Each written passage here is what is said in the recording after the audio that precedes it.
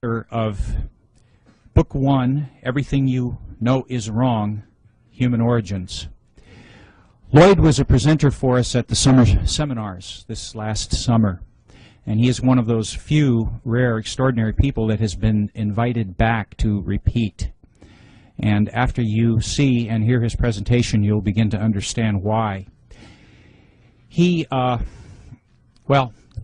friend at this point. He really is. And he's an awfully good man, and he's got a brilliant mind, and you're gonna love this presentation. He's a native of Louisiana. He is a graduate of Tulane University. He has a BS in psychology. He's been a writer for over 25 years, and he's been a thinker for a lot longer than that. Ladies and gentlemen, Lloyd Pye. Thank you, Bob. Appreciate that very much. For those of you that have seen this movie before, you're going to notice that the front end of it is going to be missing. I'm not going to do the part about Darwinism because I'm going to add some material at the end that I didn't have at the last time, and I think you'll find it interesting. So what we're going to do is just start right in with the human origins, in as much as the book is about human origins, and we'll go from there. All right, can we have the first slide? All right, everybody just take a minute and look at this.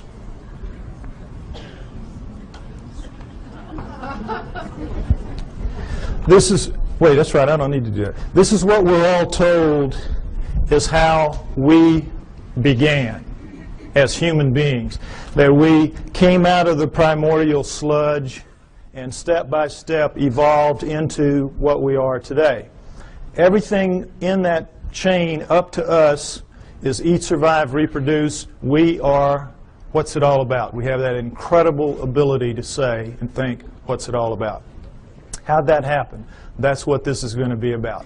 What we're told is, of course, that we're a natural flow of things, and that with this guy right here, we share a common bond that begins between 8 and 5 million years ago. 8 and 5 million years ago. Reason being, we know that we have upright walking primates of some kind or other at around 4 million years ago. So they just jack it back and figure if we're upright walking at 4, we probably split from a common ancestor with the down on all 4 apes between 8 and 5 million years ago. We know we were upright walking at 4 because we have proof of it at 3.5. Next slide, please. These are the famous Laetoli tracts of Tanzania, Africa, discovered by Mary Leakey and her team in 1978. And here you see what they are. We're in solidified ash. We have a large pair here, smaller pair here. We assume it was a couple moving along. And we see the track here in a blow-up is not quite human. It's different in several ways, but it's human enough to make it very clear that we have upright walking bipedal creatures 3.5 million years ago, no doubt, measured by ashfall, which is very accurate. So that's why we jack it back. If we were this upright at 3.5, we had to be upright at around 4, and that's where you get your dates of 5 to 8 million years ago, the split from the common ancestor. All right, now, next slide, please. Here's the depiction of how this happened. The nearby volcano laid out a layer of ash. The creatures go walking along, leaving their tracks. Then another layer of ash comes, seals the layer, and then 3.5 million years later, a rivulet comes through here, cuts through, exposes one of the tracks. One of Mary Leakey's team sees it, and then they peel back the layers until they expose the whole thing. Miracle piled on miracle. It's just amazing, an amazing discovery. Now, the reason I show you this is I want you to notice that all pre-humans that you will see in the books, and go back and you can check, they will show you a head that looks like this one pretty much, grossly primate in its characteristics rather, because that's what the skulls of all pre-humans look like. But then they'll always stick these human bodies underneath those heads.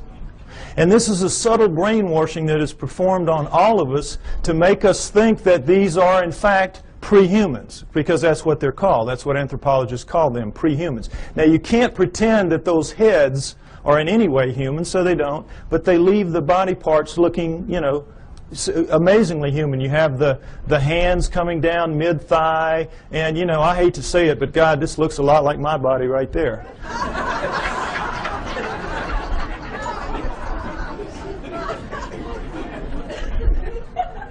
Point is, we're all being misled by these depictions, and notice them continually. It's the way I'm telling you. Now, next slide, please. Lucy is very famous. Everybody should know her story. Lucy in the Sky with Diamonds, 1974, Afar Valley, Ethiopia, discovered by Donald Johanson and his team. She is the first of the so-called prehumans. They are the Australopithecines, and she is one of the first types. Now, what we know from her is a remarkable amount, because we have 40% of her body recovered. With mirror imaging, that gives us 80%. It was so much more than any other fossil at the time. It was just amazing. So we know a lot about her. She stood about 3 feet 6 inches to 3 feet 8 inches tall. Very diminutive relative to us. But her bones, all of her bones, are much more robust than ours. Her upper arm bone here, for example, which is much longer than ours would be if it was a human that size. This arm bone it would end about right here. Also, it would be about that thick. So we can see she's much more robust than we are in all of her dimensions. She has the head of a chimpanzee, which we cannot tell from her skull, as you can see, but from others like her. Head of a chimpanzee. But we do know that she walks upright because we have her hip joint and her pelvis, and we have her, particularly her knee joint, all of which are amazingly human. So we know she walked upright, no question about it. She was an upright walking creature. Just didn't have bones that looked anything like ours, or a head for that matter.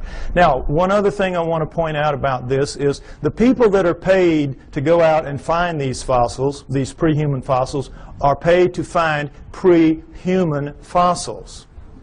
So what they do is they fudge it every way they can to make them look human, and they always have problems with the arms. Because all the arms of the pre-humans are too long from here to here, from shoulder to elbow relative to us. So if you'll notice, what they did is they fudged this way up beyond where it ought to be to get this up here, so they could get the fingertip down around mid-thigh, when in reality it belongs down around here. Keep these little tricks in mind. This is all part of the subtle brainwashing campaign that is waged against you to make you believe that they're telling it to you straight about how this all happened. Okay, next slide. All right, as I said, these are the first 4 of the Australopithecines, and Lucy is one of the first kind, Australopithecus afarensis. We have Africanus, we have Robustus, we have Boise. All right, we have basically a pair of upright walking chimpanzees, upright walking gorillas. You can see that, length of face, width of face, and sagittal crest, which modern gorillas have. It's that ridge of bone where their muscles attach to the tops of their heads. So from 4 million years ago to approximately 2 million years ago, we have a pair of upright walking chimps, a pair of upright walking gorillas, and that's it. Okay? Now, at 2 million years ago, we have a transformation. We are told it is a transition, that somehow the Australopithecines segued into the next creature, which is Homo. Homo meaning man. You will see they are indeed more man-like than are the Australopithecines, which are clearly primates, upright walking primates. So, we have this changeover from Australopithecines to Homos. We're told that it is a transition, it is a transformation, as you will see with this slide. Next slide, please. Okay, here we go. Australopithecine, early Homo. Notice, if you will, this is not a transition. This would require 20 or 30 gradual changes to get in from this to this. It is an overnight change. It is just sudden. Boom. The Homos are here. I don't mean that like it sounds. Okay, next slide. All right, the Homos are here. Here we go. The Homo habilis, Homo erectus, Homo archaic, Homo neanderthal, and then Cro-Magnon, Homo sapiens, us. Notice Neanderthal man going back and through the Australopithecines don't look anything like us. Nothing. Here we sit right here, another transition. Now remember, we had 4 million years Australopithecines, approximately 2 million years. There's some overlap in here. And then here, 120,000 years ago only, boom, here we are. Suddenly, overnight, looking nothing like anything that has come before. The bones of all of these creatures are much thicker than ours, just like Lucy's were. And in every way, the shapes are dissimilar. They do not have, it's hard to tell looking straight on, but they have no foreheads. Their foreheads go straight back off their huge brow ridges, neither of which we have. We have nice forehead here. We have no brow ridges. Huge, round, nocturnal vision eyes. So did the Australopithecines. These are primate eyes. Primates have this kind of eye. Huge, wide nasal passages indicating a big flat nose spread across the face. We've got our little uplift of bone sticking our nose off our face. We have rectangular, small, reduced eye sockets, very poor night vision. A dramatic change has occurred. The upper jaw sticks off the face. Ours squished in. Nothing like us. Next slide, please. Profiles show the degree of change is startling. Prognathous mouth, no chin. Prognathous mouth even more so, no chin, and then suddenly flat mouth, nice chin. Look at the change through here. Australopithecine, Homo erectus, Cro-Magnon. This is as big a leap from here to here as from here to here in anatomical terms. A light year, a light year. This is not a transition. These are transformations, despite what you are told by anthropologists.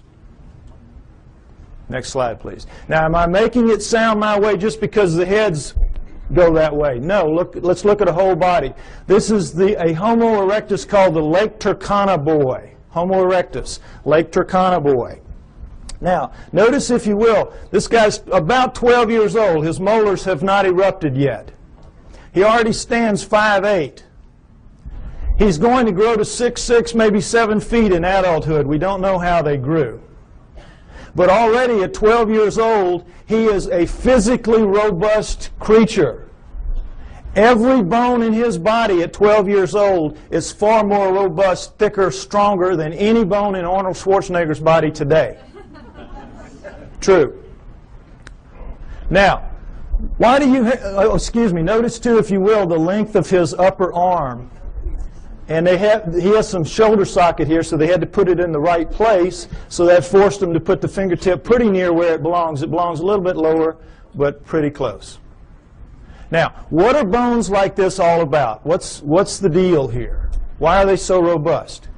Your bones are a function of the torque your muscles can generate. Your bones have to be able to withstand the pressure that your muscles can generate. And if not, your muscles would break your bones. So when you're looking at bones like this, you're looking at an incredibly powerful creature.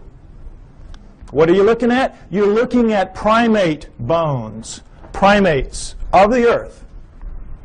This is how the primates are built. Gorillas, chimps, right on down the line. They are incredibly strong relative to us, are the primates. 5 to 10 times pound for pound. They can come, they'll come right out of the mother's womb, reach up, hands and feet, hook onto her belly, and she walks off. And they can hang on. Anybody's had a pet monkey knows what I'm talking about. Next slide.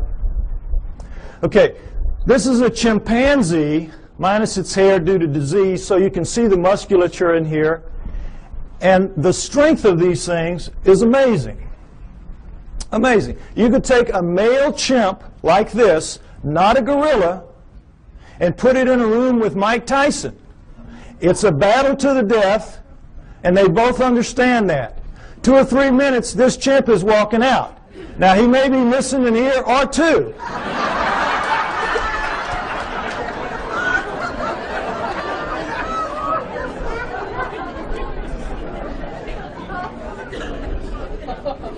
But the chimp is walking out. The chimp can tear him limb from limb, literally, apart. Understand that. Primate strength is nothing at all like human strength. Next slide. Same thing for Neanderthals, our supposedly closest nearest kin until just recently. Neanderthal fingertip bone, human fingertip bone. Segment of Neanderthal thigh bone, human thigh bone. Look at the difference. Not even close. This is quarters to dimes, shovel handles to broomsticks. No comparison. Our supposed, and we used to be told absolutely, they insisted, they swore. We came directly from those guys. Even looking at this kind of evidence, that is what they insisted. Why? Because they have to explain it in terrestrial terms. Understand that science is hamstrung. They've painted themselves into a corner. They have to explain everything in terrestrial terms. They do not allow for outside intervention, whether that outside intervention is extraterrestrial or divine. And so they have to come up with explanations like this to suit the data, which doesn't at all support their conclusions. Okay, next slide. All right, here's the drawing that shows it a little more accurately what the prehumans are vis-a-vis the humans. Notice that in the drawings the hands are down pretty much where they belong relative to ours. Also notice the rib cages are the upside down funnels of primates in the prehumans as opposed to ours. What's the situation there? Well, you can't tell it very well from here, but all of the prehuman heads are stuck on their bodies like that, the way primates are. Their heads are down in on their shoulders. Only we have that elevated neck sticking our head up off of our torso. They also have that extra arm length and that extra power, and so they need a bigger fulcrum up here to wing their arms and do what they have to do.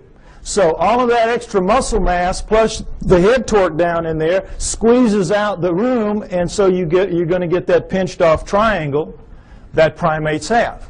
And we, with our shorter, lighter arms and lighter bones, we don't need all that muscle mass, and we got our heads sticking up, so we have a completely different rib cage. I want you to understand that. Now, the main thing to understand here is there is not a single human bone in the so-called prehuman fossil record. The main thing I want you to understand, there's not a single human bone in the so-called prehuman fossil record. And guess what? Anthropologists will not argue the point with you. An idiot can see it. An idiot can see it. All you got to do is point it out to them. Well, they know that. So they say, you're right, you're right. There's not a single human bone in the prehuman fossil record, even though we insist that these are indeed prehumans. The reason we can get away with this is because we're going to put somebody right in here that's going to show a transition between these guys, and that is the missing link, the famous missing link. You've all heard about that. This is what it is. This is the thing that's going to stand right in here and miraculously show a smooth transition from this to this. Well, I tell you what, if the missing link was here today, he would need about 20 or 30 cousins standing right beside him, showing enough gradual transition to make this plausible. You don't just get one missing link. You need dozens to make this theory work of gradual transition, the Darwinian paradigm. And they don't even have so much as a fingernail, not a fingernail, of the missing link. Which leads us to conclude that Charles Darwin is a blowed-up peckerwood.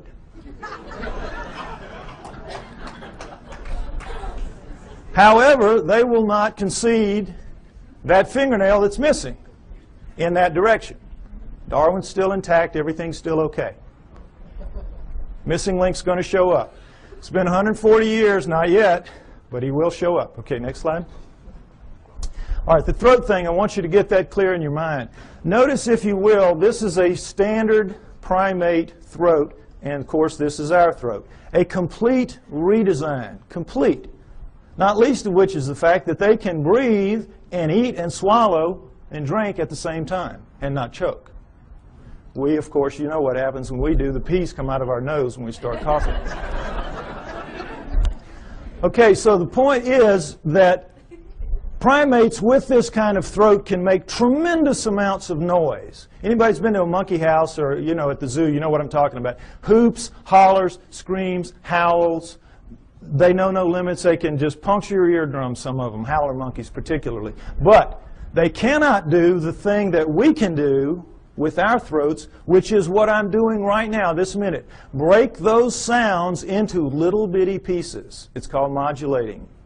They can't modulate. They can't speak. And try as we might to teach them to speak, and we do. You know, Coco, they've been working for her, what, 20 years now?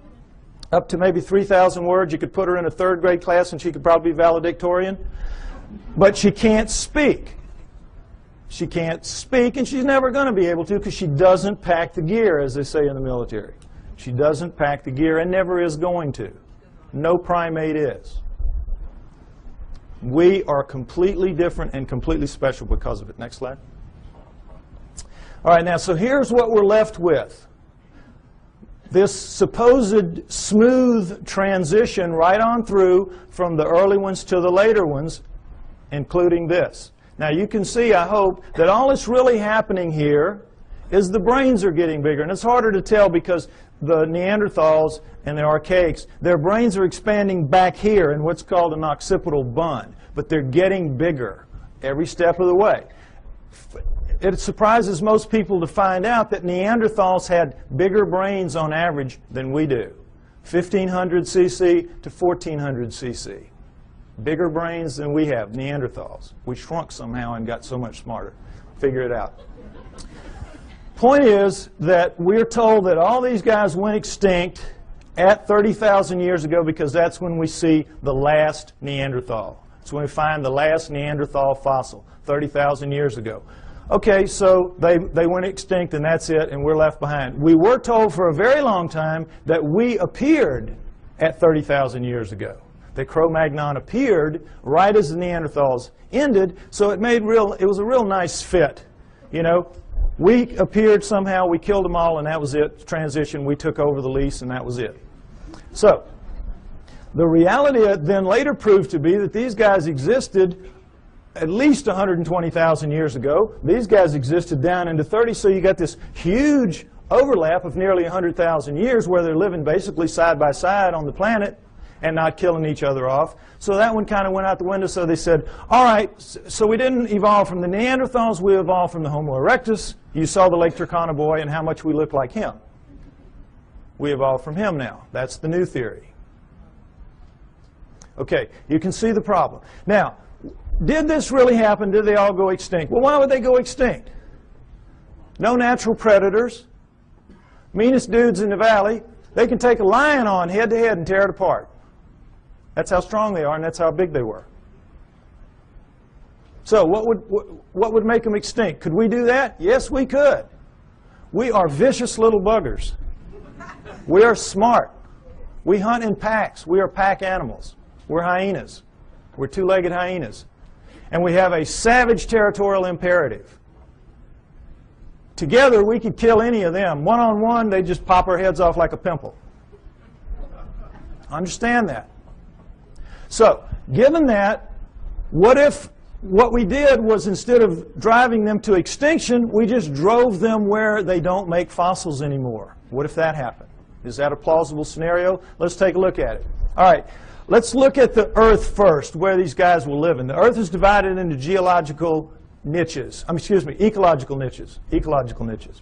You have the prairies, the savannas, the grasslands, the lightly wooded areas, primo niches. That's where everybody like us would like to live. You know, it's comfortable. The not so nice niches are the heavy, deep, dense forests, jungles, swamps, bad places like that, where we kind of live on the edges, but we don't really live in the heart of darkness. We think we do, but we don't. So, what if these guys lived in the primo niches, which they did because they were leaving fossils? And guess what? You leave fossils in the primo niches, in the prairies, savannas, grasslands, lightly wooded areas. Why? Because it's very unique that a fossil gets formed of this kind, because you have to die in very specific circumstances. You have to get caught in a flash flood so that your body is washed away, covered up by mud, so predators can't get you. Your flesh rots off, the minerals leach into your bones, and you become stone and you become a fossil. Or you get killed at the water hole. One day you're really tired, you're really hot, you're not paying attention, you go down to drink, the lion jumps on your back, kills you right there at the edge of the water hole, and then the wildebeest herd comes up behind him, run him off, stomp you down into the mud, and now same process. You're covered by mud, your flesh rots off, your bones are, the minerals leach into your bones, and you become a fossil, and that's it. And that's pretty much it. It's very hard to form a fossil otherwise. And so we see how miraculous that process is just to make them in the first place, and then millions of years later it washes up, or whenever it washes up, and somebody sees it that knows what it is and can recognize it and can save it. It's miracle stacked on miracle. That's why they're so few and they're so rare and they're so precious, because of that. Now, understand this, that in the deep woods and jungles of the world, they don't make fossils. Doesn't happen. You get your water out of the environment. You don't have a water hole. You get out of your food and things like that. It will surprise you to know that there is not, to this day, a single solitary fossilized bone of a chimpanzee in the world that we know about. They just don't make fossils.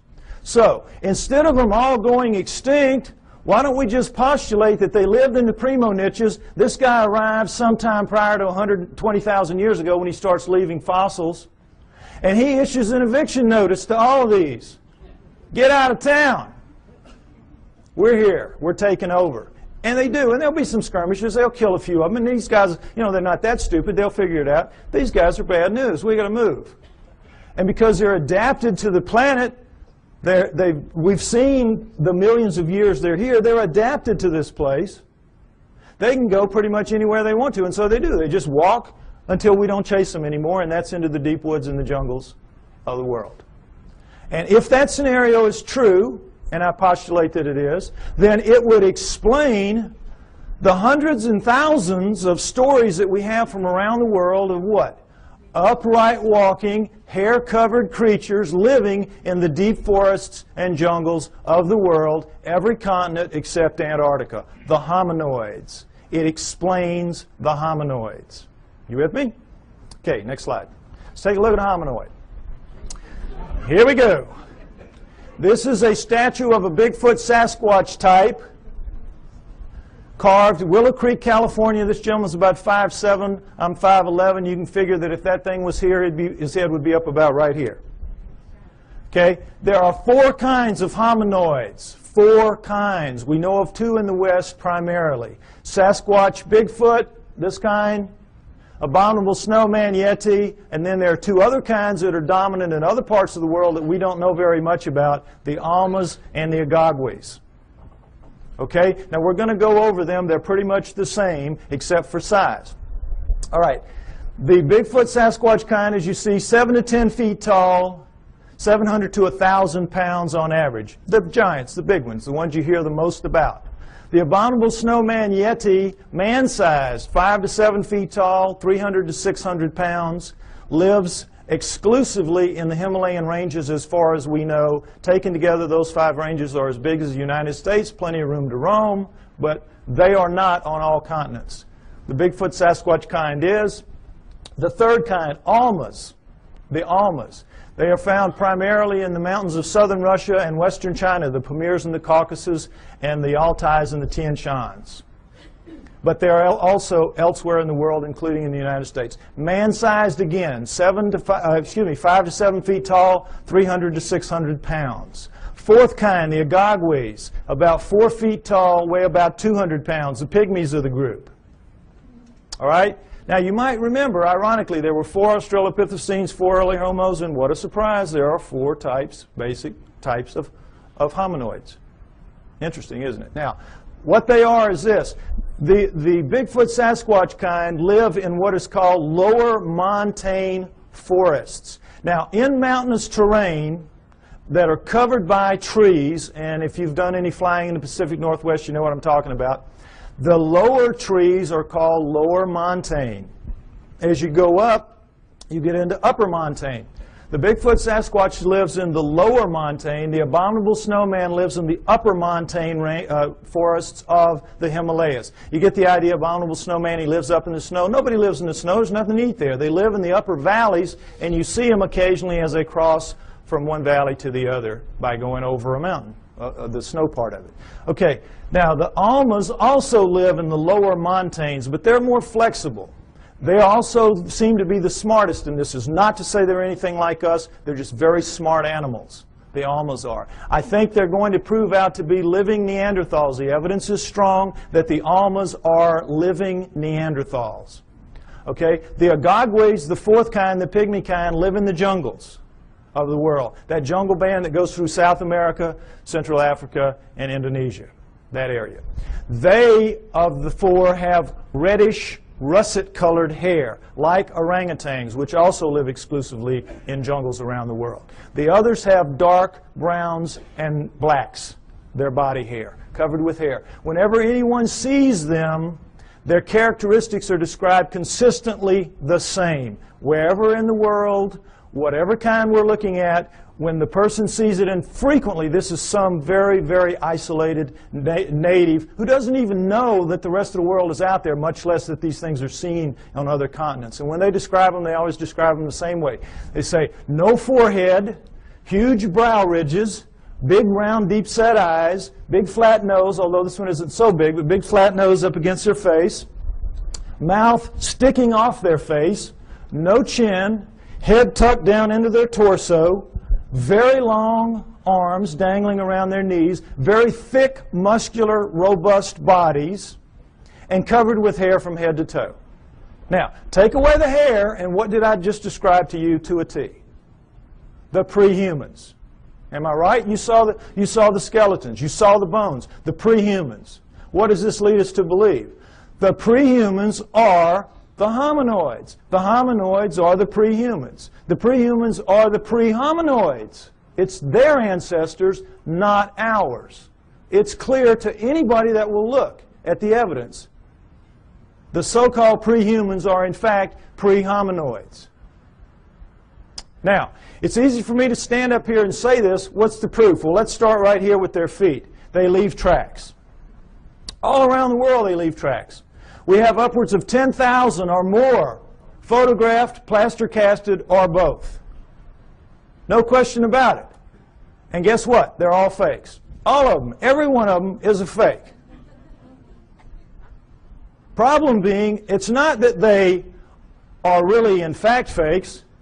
They just can't be real. They can't be real because not only is Darwin a blowed-up peckerwood, all of his followers are. And they don't want to be that. So these cannot be real, even though they are. Now, is it possible that they could all be fakes? All these tracks could be fakes? Could they fool everybody? No. Why? Because we know a lot about it. Let's take a look. There's a science called ichnology. And what an ichnologist does is he studies the tracks left in fossils by creatures going millions of years back. Show them a fossil, they can look at a print or a track or anything, they can tell you what made it. There's a whole science to it.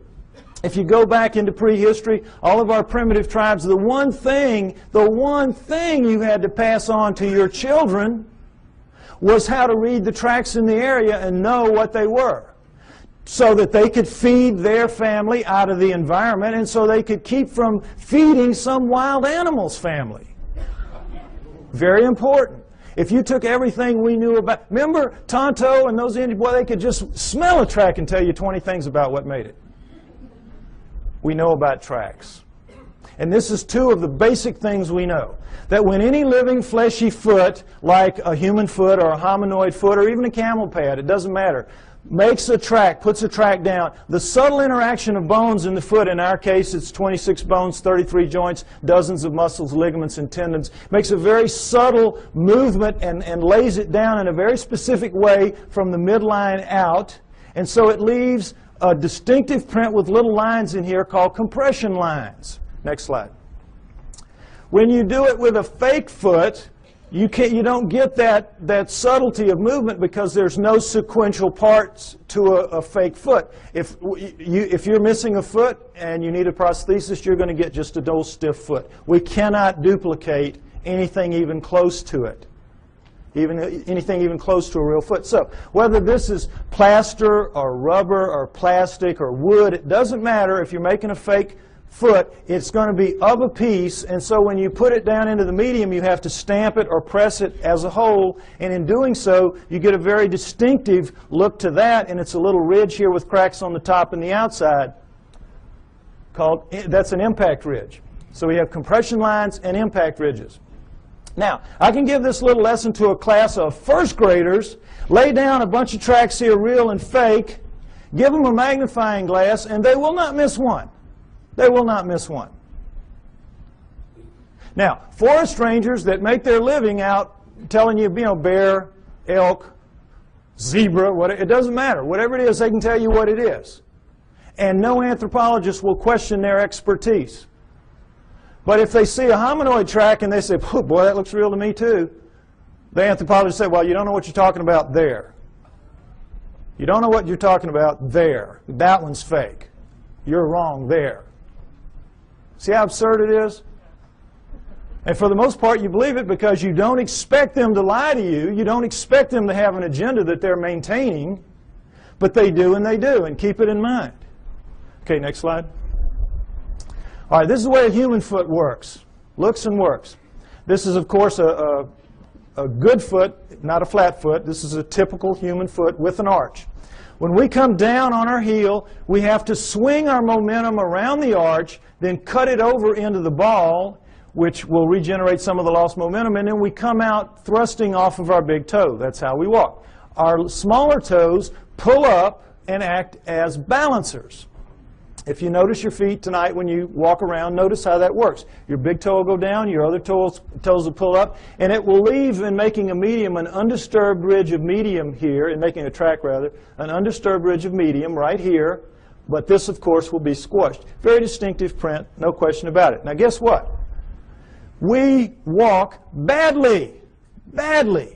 When you do time and motion studies of us walking, we're keeling around as we're swinging our momentum through our feet. We're locking our knees. We're basically throwing ourselves through our hips. That's why our joints wear out as we age. Our knees and our hips, we're using them badly. We walk badly. Whoever designed us needed to go back to the drawing board a couple of times more. They got lazy. It was a mistake. Okay, with that in mind, next slide. Let's take a look at a hominoid track, typical hominoid track. This is Bigfoot, 16 inches long, but taken in that really nice powdery dirt you get at the end of a hot summer, so it's a very clear, distinct print. Notice, if you will, the differences.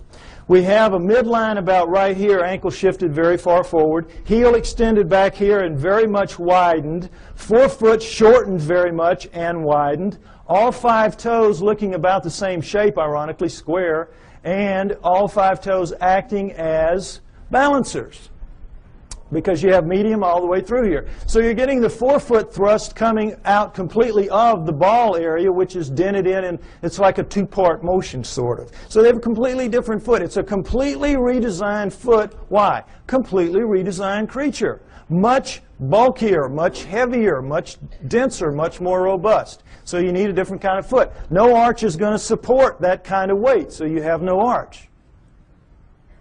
Now, the funny thing about most real, quote, fake tracks is that the local yokels who make them make big human footprints and go out stamping those around. So, you know, immediately, they don't even have sense enough to know you got to do it, make a completely different foot. But the main thing to notice here is, remember, in our motion, we walk here, we go here, we do this, and we're very awkward. Look at the line of thrust here. Straight shot. What does this tell us? He walks right. He does it better than us. He does it the way it's supposed to be done. He or she does it the way it's supposed to be done. Isn't that interesting? Next slide. Okay, this is something else that the best hominoid tracks have. Dermal ridges. Now, it's kind of hard to see, but dermal ridges are your fingerprints on your feet. Fingerprints on your feet. This is why they take a baby's footprint when it's born. Finger's too small to deal with, just stick its foot on. Same thing. Individual, unique. Dermal ridges. And there you... Oh, I think my battery's running out. Oh, no. No, when I put it down here, it goes out. I may need a replacement part here if anybody's got one. Yeah, I know, but I think it's just because I shook the battery a little bit. All right, anyway, point is that whoever's faking these things out around the world, thousands of them, is taking the trouble to make articulating feet that if they would just put on the market, they could make a fortune in the prosthetics industry. And then they're taking the trouble to incise dermal ridges when lasers would have a hard time doing this. I mean, criminals, if this was easy to do, criminals would get their fingerprints fixed, would they not? Instead of cutting them off. Lasers really couldn't do this kind of work, I don't believe. Oh, okay. Okay. Thank you. No, I got it. I'm going to go with this one for now. Okay. So, you with me? It's a conspiracy to end all conspiracies, this making the hominoid track conspiracies. And what I'm trying to get you to see is that is in fact absurdity piled on absurdity that they're asking you to believe. And again, for the most part, you do believe that. Most people who came in here today probably believed everything that the tabloids have to say about the hominoids. Problem being, if the hominoids are real, what does it mean? We are off the flowchart of natural life on Earth, and they don't want that to happen. Neither science nor religion. So in this instance, they hold hands and walk down the path together. Okay, next slide. All right, check this again. Comparison, Bigfoot track, plaster cast, human foot, just to get this in shape in your mind again. Next slide. All right, another pair of hominoid tracks, as you can see. These are so grungy looking on the soles because they were taken out of clay as opposed to dirt, as you saw earlier. But in every other way, they're hominoid tracks, are they not? We found, they're found together, so we assume it's a male and a female, like the two that we saw walking along at the Laetoli tracks. Right? Would everybody agree? This is as hominoid as it gets, right? Wrong! Guess what these are? Neanderthals. These are Neanderthal tracks, absolutely and without doubt. Toriano, Italy, a cave 30,000 years ago. Neanderthal artifacts all over the place. Neanderthals. Bona fide. Now, what does this tell us? It tells us that the Neanderthals, for sure, are hominoids because they got hominoid feet stuck on them.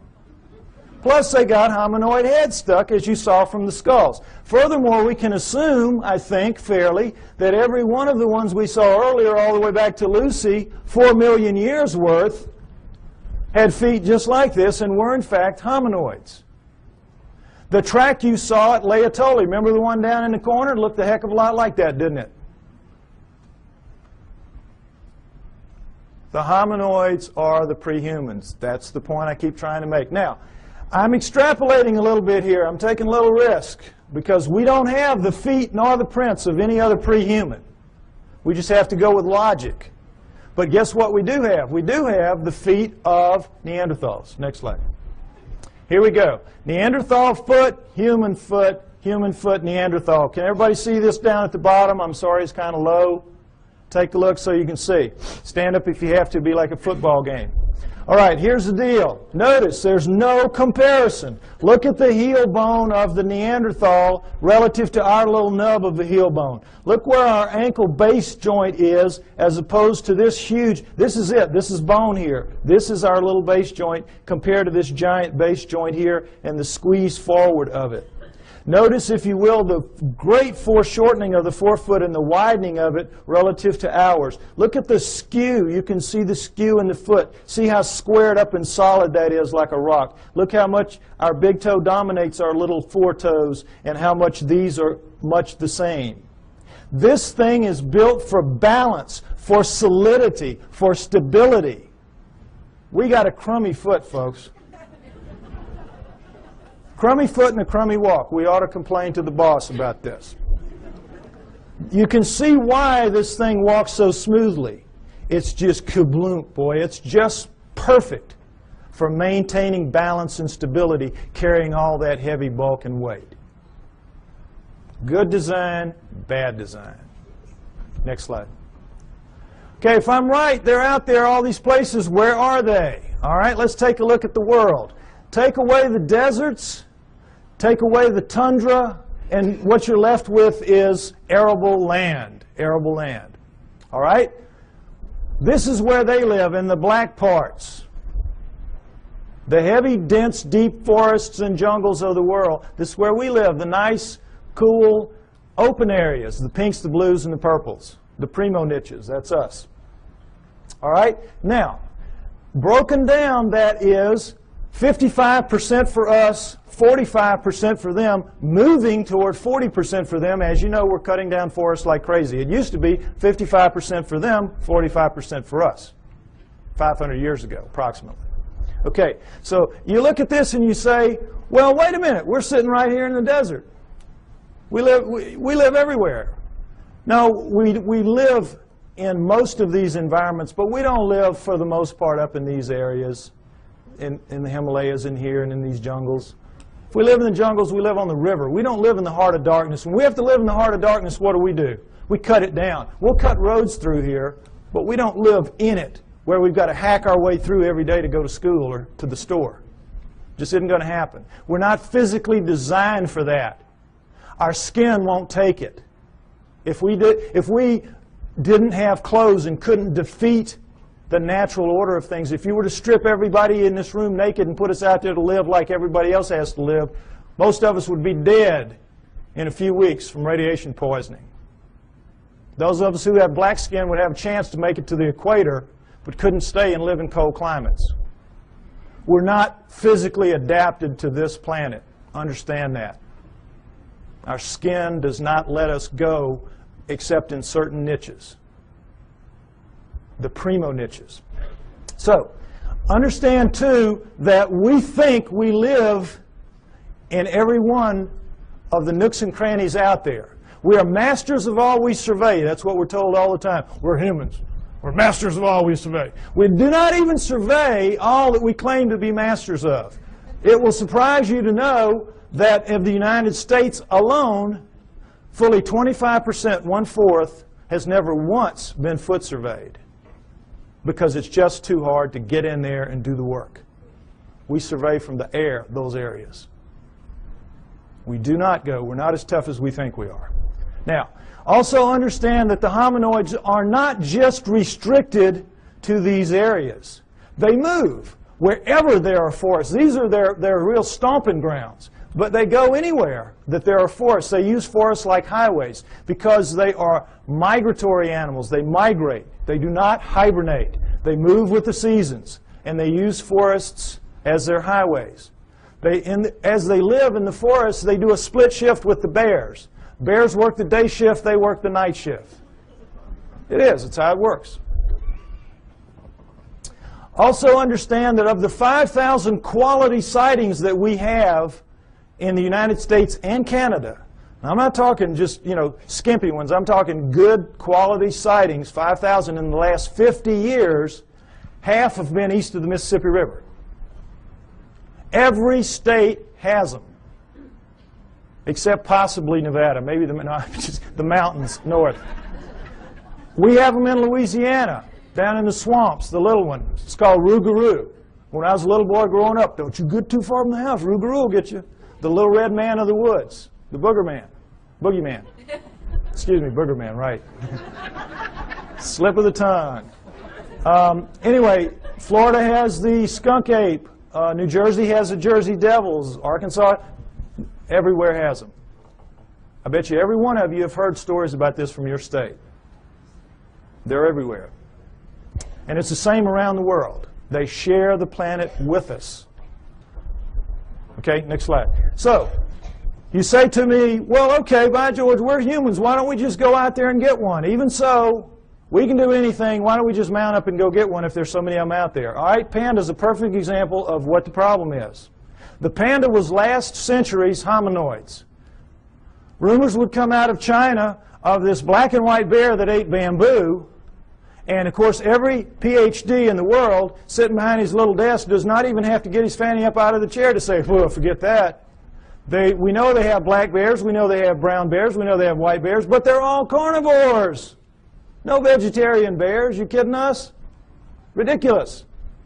And then in 1869, a French naturalist goes to Sichuan province, China, and sees the hide of a freshly killed one hanging on the wall, and he knows they're real. So every zoo and museum mounts up the expeditions that you would like to see mounted up today to go out to find the next panda and bring it in.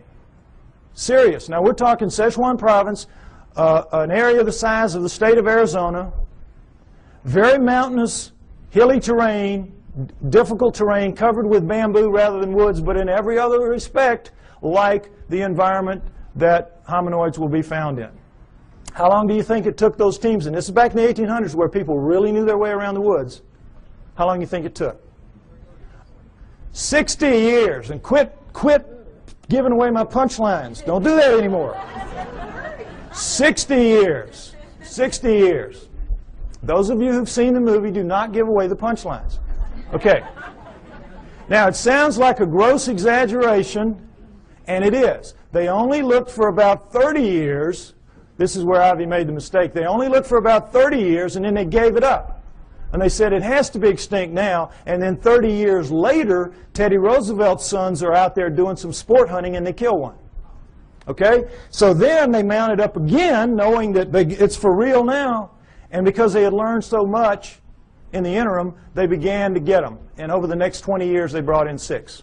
And we have the panda craze, that we have today. But even to this day, they're extremely difficult to go out into the wilds of Sichuan province, China, and bring in a wild panda. Now, what is the panda doing that makes it so difficult to get one?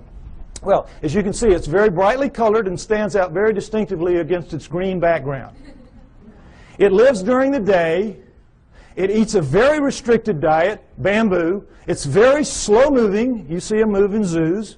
They're as stupid as a bag of hammers. They can't even reproduce in zoos.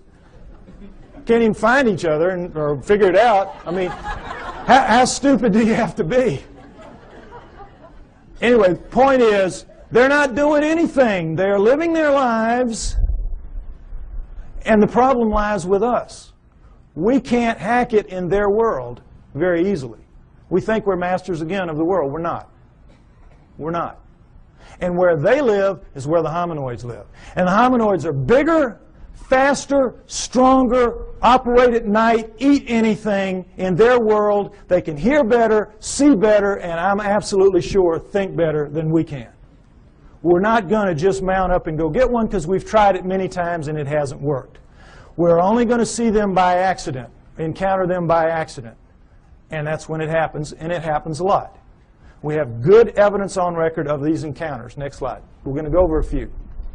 The famous Patterson film, Roger Patterson took a film of a female hominoid walking along a creek bank in 1967, October. You all saw this, well, not all, but some of you saw this recently on a television program called World's Greatest Hoaxes. All right? That itself was a hoax. That program was a hoax. I wrote a long email about this, and it's on my site if you'd like to read it, www.lloydpie.com. It's a defense of the Patterson film showing what they did not talk about in that program, trying to make this film look like a hoax and pick on it, as people will do occasionally.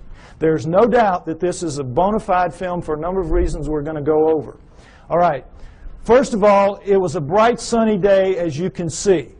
What happened was the sun was shining such that it was glinting off of her shoulder and thigh as she walked, and you could see her muscles rippling in her shoulder, in her thigh as she walks. In good slow-mo close-up, you can see that, which they did not provide in that program. All right. If that's a person in a suit, the suit has to be glued to naked skin. In the gluing process, you lose that flexibility, that ripple. The only thing that looks like this does in this film is real skin over real muscle working. So we could stop right here. It's real just based on that. Right there. But we don't have to stop. The arm, if you've all seen her walk, she walks along like this. She drags her arm down around her knees where everybody says, the hominoids do. Why? The elbow articulates right here, which is much longer from shoulder to elbow than a human. If that's a human in a suit, impossible. You can't get an elbow bend at the same point. So we could stop right there. Solid proof that that's not a human being in a suit. But furthermore, Jerry Romney, the guy they said was in the suit, they stuck him with breasts. What would they do that for? Why go to the problem? Why go to the trouble? As she walks along and she turns back to face him, you see the breasts sway, and she takes a couple of steps, and you see that nice jiggle that we all know. If it's a person in a suit in 1967, it's going to be those early silicone jobs. Remember those? Absolutely real right there. Furthermore, she left tracks in the hard-packed sand of the creek bed. 1 inch deep. We have pictures, we have casts. That cast you saw earlier of the cast in the foot, that was her foot.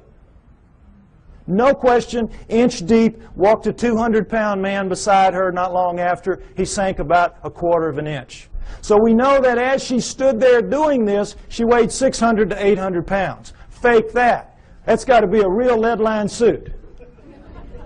600 to 800 pounds as she walks. So we know that it was a legitimate film. Furthermore, as they pointed out in the program, with the fake films, they can never tell you where it happened and who did it, who took it, because they don't want that guy to be grilled and they don't want experts to go and measure one limb here and know how tall it really was. What Patterson did was he went right out fast as he could and begged every expert in the area that he could call, every anthropologist and zoo person, come out, bona fide sighting, please bring dogs. And you don't want to bring dogs because these things have a very powerful body odor that even tracking dogs will recoil from. If it's a person in a suit, it's like the suit's not even there. The dogs are after it. Patterson did, of course, no expert came. Needless to say, they never do. You can't get them to go because they know what will happen. A young man named Grover Krantz went out early in his career as an anthropologist, took a look at one, and he said, it looks real to me. And it's 30-some-odd years later, and I think he's still trying for tenure. They've made a tremendous example out of Grover Krantz for what happens to people who side with the enemy in this issue, which is a very volatile, very sensitive issue. Okay? So no experts would come, needless to say. Patterson did everything right that he could except film something that could be real. Other than that, he was great. Okay, next slide. A man named Albert Ostman, picture taken in 1957, talking about an event that occurred to him 33 years earlier in 1924 when he was a young man, a timber cruiser in the woods of southern British Columbia. He's taking some time off. He's out looking for gold mines, lost gold mines. He's sleeping in his sleeping bag one night, and suddenly Big Hand picks him up, shoves him to the bottom of the bag, slings him over its back like Santa's bag of toys, and scoops up his camp stores with the other hand and walks off with him. He is captured by a Bigfoot. He has marched for about an hour. He's got barely enough room at the top of the bag to breathe. The hand couldn't get quite around the bag, so he had enough room to breathe, but he stuck down the bottom of it. It dumps him out an hour later or so, and he's in a 10-acre basin of high rock walls where he can't get out, and there's one opening opposite where he is, and over there is the den of the living quarters of the male Bigfoot that got him, his mate, and their 2 offspring, a young male and a young female. And Albert Ostman stays with them for 6 days before he can figure out a way to escape, which is very funny, very clever. Not going to go into it. Takes too long to tell. It's in the book, okay? But he gets away. The point of the story is not how funnily he escapes, but that he doesn't tell anybody for 33 years. Keeps it to himself, thinking everybody would think he was crazy, which they would do. And then in 1957, he reads an affidavit in a paper by a man who saw one picking berries. And the man said, if anybody has an experience like this, would you share it with me? So Ostman writes him a letter and says, this is what happened to me. Well, when people found out what happened to him, the roof fell in on the poor guy. Experts came in from all over the world. He had to take lie detector tests up the wazoo. You know how it works. And so you know that when you're telling a story, a long, detailed story, and it's a lie, you can't keep the details straight. You're going to goof it up, and they're going to figure it out sooner or later you're telling a lie. He never goofed up. He passed all his lie detector tests. No, anybody that had anything to do with him, just read the testimonies, say he was absolutely A+ straight-up guy, telling a true story. Next slide. The famous Minnesota Iceman. Ice Child is more like it. This was a juvenile Bigfoot killed by a man named Frank Hansen in the woods of northern Minnesota. Ironically, in 1967, the same year that Patterson filmed his Bigfoot 2,000 miles away. All right, now, Frank Hansen shot it in the back, blew out that nice hole in its chest, dropped it, severed its spine, dropped it down. It pulled its arm up to protect its face from him, as you can imagine, shot it through the wrist, through the left eye, blew the right eye out onto its cheek, and blew out the back of its head. Coup de grace, killed it dead. At that moment, 1967, Frank Hansen could have changed history. He could have taken this thing, crammed it down the throats of science, and we would not be having this discussion today. We would all accept hominoids as a reality from that point forward. No problem. But Frank Hansen was not that kind of man. The kind of man he was, he saw the opportunity. He bought a 7-foot floor freezer. He threw the body in there. He filled it up with water. He froze it. He put a piece of plate glass over it, and he took it around to shopping malls and county fairs for about 12 years, from about 1978 to, about 1968 to about 1980. Did anybody here besides me see it when it was out? There's always people that saw it. Okay, so they can tell you that it was the real deal. Okay. Now, what you saw if you went and paid your buck to see it was this thing laid out, and you could see it's kind of snowy, milky ice right here, but where you could see it was like glass. It was like air. It was clear. You know how ice can be. So, you could see very clearly that this was an ex-living dead thing laying in front of you. But don't take my word for it. Take the word of a man named Ivan Sanderson. When Frank Hansen was trying to get publicity for this, he allowed Ivan Sanderson, a true zoologist and a great cryptozoologist, to study this thing for 3 full days. Very powerful lights, the whole works. And Sanderson wrote this tremendously detailed technical report about it, much of which I quote in the book. You read that, you will know the man knew what he was looking at from a technical zoology standpoint. I'm looking at it just with layman's eyes when I'm a young man, but they're perfect eyes, astronaut eyes. So I'll tell you what I saw. What you could see, what anybody could see, because the knees were almost to the top of the glass, is that every hair, you know how hair floats in water? This is not our hair. This is primate hair, 2 to 3 inches long. It's sticking off. It's like a pincushion off its body. You can see right down to its skin wherever you look.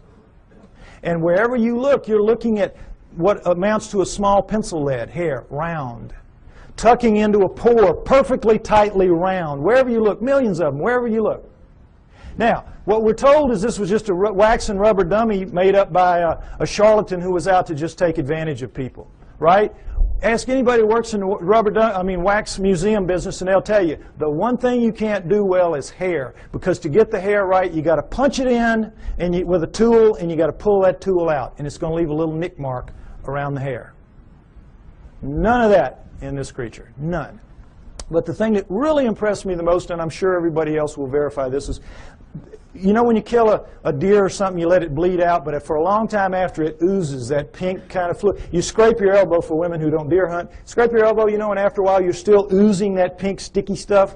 Well, it was still doing that when he froze it, when he put the water in. So as the water was freezing, that stuff was coming up in tendrils, ribbons, pink ribbons of that sticky, oozy stuff coming out of every wound, out of there, out of the mouth, out of the nose. You know when you have a traumatic head injury, you bleed out of your nose and your mouth as well, out of both eye sockets, out of the wrist. Bones were, little pieces of bone were sticking out of the wrist.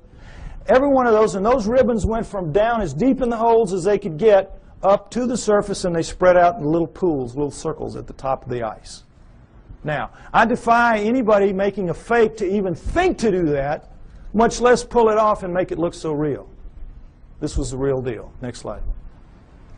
Perhaps the most interesting story of them all, Zana from Russia, an Alma. Remember I told you that the Almas were also man-sized, 5 to 7 feet tall, 300, 600 pounds, and they're dominant in Russia and the Orient? This is Alma, the living Neanderthal. This is one of them right here. This is Zana is an Alma, was an Alma. Now, understand this. In the Orient, the tradition when one of these things is captured, for whatever reason, was to kill it immediately. Desiccate its body and sell its body parts for medicine, principally aphrodisiacs. That's the Oriental tradition. In the Russian area, though, when they would be captured, male or female, they would be used as slaves. Physical slaves, held, spirits broken in these primitive villages where they would be, and they would be used to carry wood, fetch water, do the haying, all the heavy work nobody really wants to do. Make the slave do it. And so that became their fate.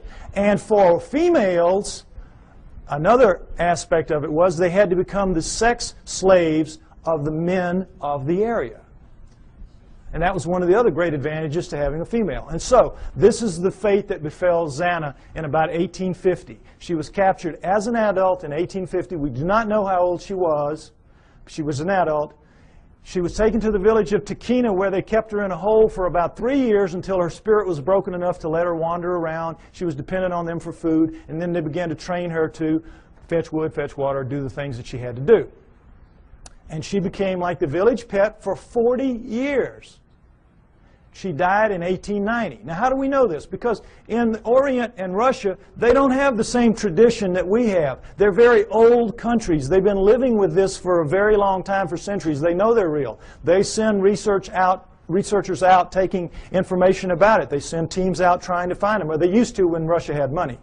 They don't now. But this was done in the mid-1970s. Excuse me, I'm sorry, mid-1960s. This research was done in the mid-60s. So, in the mid-1960s, this is an area of Kazakhstan where she lived, where people live very long lives. You know those places in the world where people live up around 120 years old? So they had over 100 people above the age of 80 that had known her quite well in their youth. There were 10 still alive who had attended her funeral. So they were able to get tremendous corroborative evidence, corroborative testimony about her lifestyle, and everything about her from all these different people, so we have an amazing view of what she was like and what her life was like. Again, a lot of which I go over in the book. But the main thing is that she never learned to speak, but she learned the language. They could talk to her and she'd know what they meant. And while there, she gave birth 8 times to hybrids with men of the village. 8 times. Killed the first 4 accidentally, because her kind apparently washes the newborn off immediately. She would take it to the freezing glacial river that ran through the village, and because they had so much human in them, it would kill them. So the last 4, the village women took them from her at birth and raised them on their own, because they looked so human. And every pair of hands was very valuable in one of those primitive villages like that. And so they raised them up, and they became Russian citizens. Married, had children. Her great-grandchildren are alive in Russia to this day. I know, it's an amazing story. Now, what do people say about her children? Well, everybody said that they were indeed taller than most, bigger than most, a little more robust than most, but not giants, not superhumans, just strong, you know, big and strong people. Darker skinned than most, but not truly Negroid. Hair like, you know, everybody, but not covered in hair like she was. Average intelligence, not wizards, not stupid.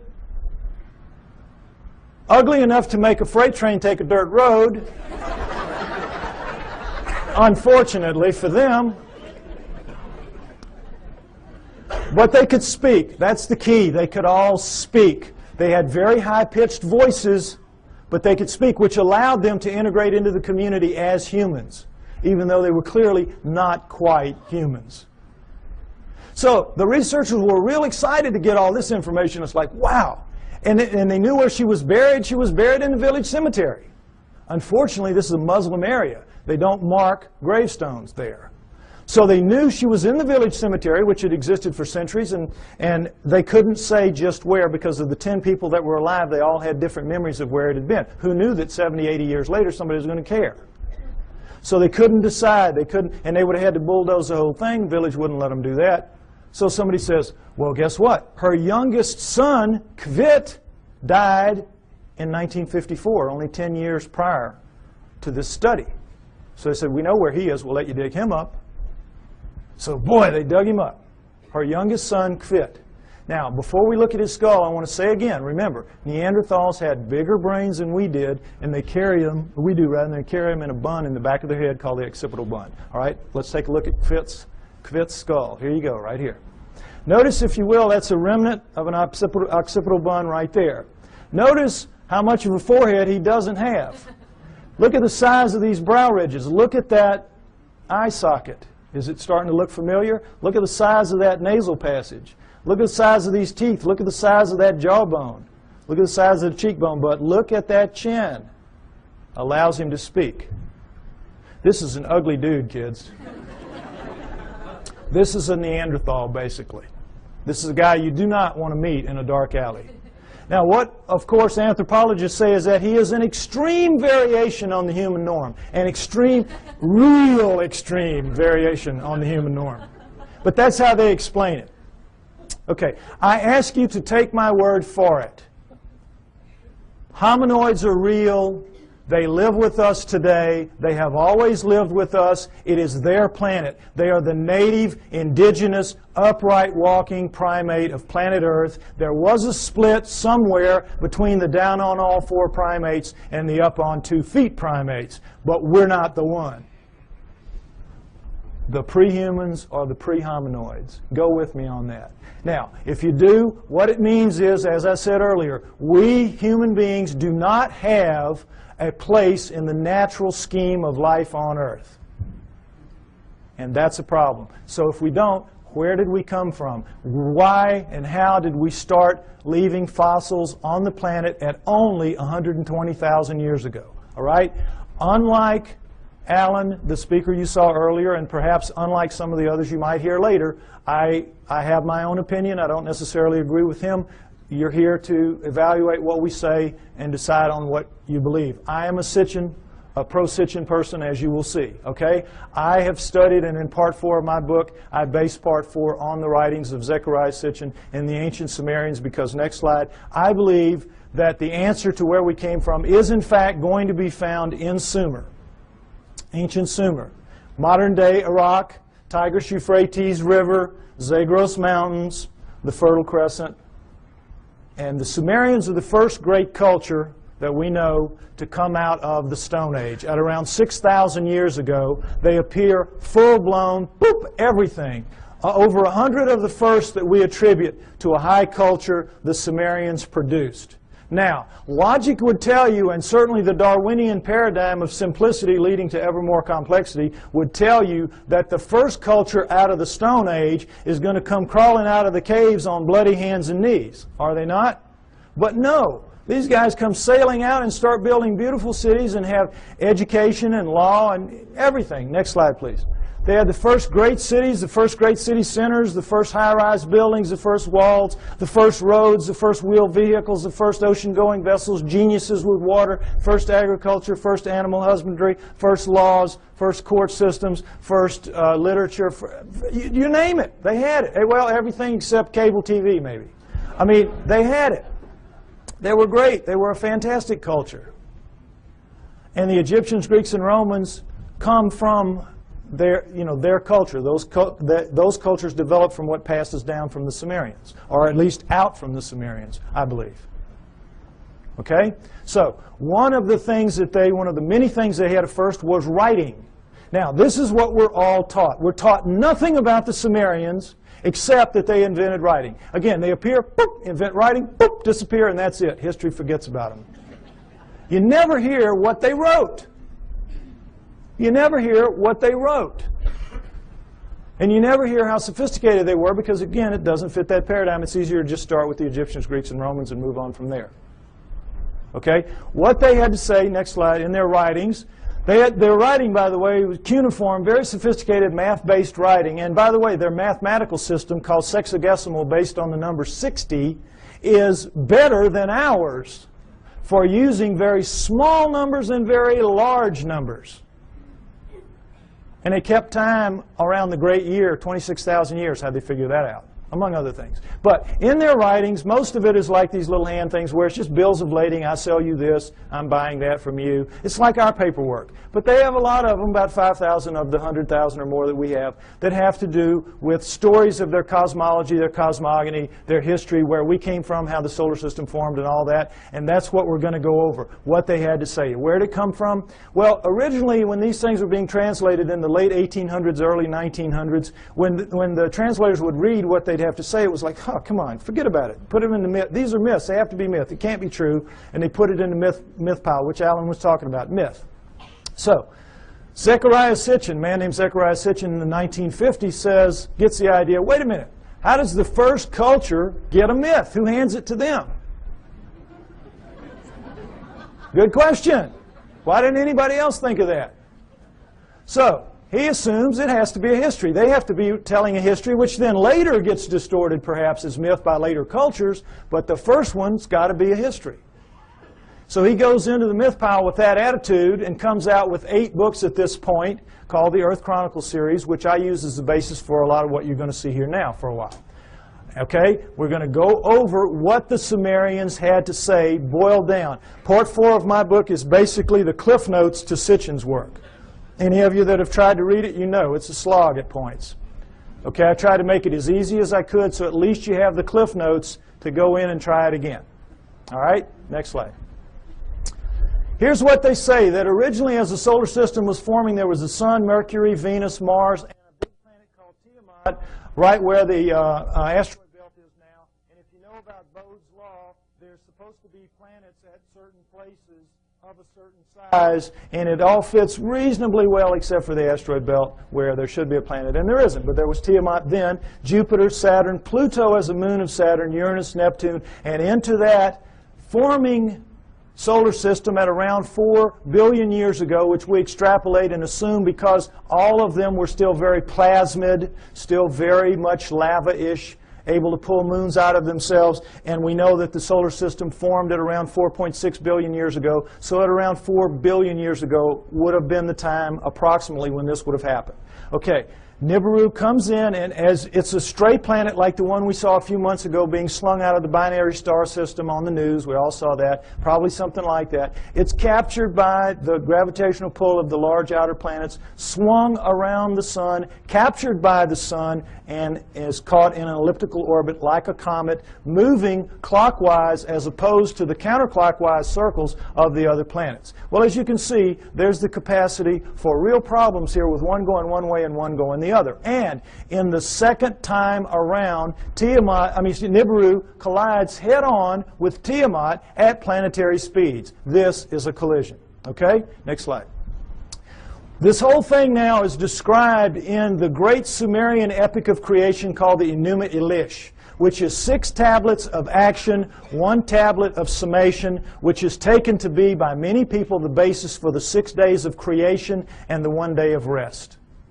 Because much of the Old Testament is a direct come down from the Sumerians. And if you know the Sumerian history and you read your Sitchin, you will know that, or my stuff, you will see that that is the case. Now, in that great epic of creation, the Enuma Elish, six of the major puzzles of modern astronomy and Earth geology are, I think, plausibly answered. You heard Alan's interpretation of some of it. I'm going to give you mine and give you the basic Sitchin explanation. Okay? What they say is that in the collision, Nibiru slams into Tiamat. It is a little more held together. It's older, and so it is coalesced more. It holds together. Tiamat is shattered in two, blown apart, torn in half. And that the lighter outer crust, the crust with the water on it, is scattered in all directions. Boom. Just an explosion, the lighter crust, and goes off with the water. Now, one of the great mysteries of modern-day astronomy is comets. Comets make no sense for this reason. They come from all over the place. In a linear universe, when, you know, the great ball of a primordial cloud of dust and gas swirling around flattens out into a pancake to make the solar system, that's the ecliptic. Everything formed in the ecliptic should be in the ecliptic. Nothing should be out of the ecliptic, and yet comets come from all over the place. So they had to be removed out to where they are some kind of way, but we don't have any idea. So they come up with this fantastic thing called the Oort cloud, which is so far away you can't imagine. The Oort cloud is one of the biggest jokes out there. And that's how they explain comets, because they can't explain them any other way. But the problem with comets is they have water in them. And anything out in space is not going to produce water. You produce water by being a cooling planet with lava spewing up the steam and stuff like that, and it condenses, etc. So comets have to begin in a planet. Now, this explains it, I think, plausibly well. Nothing that they will throw at you to explain comets will do it.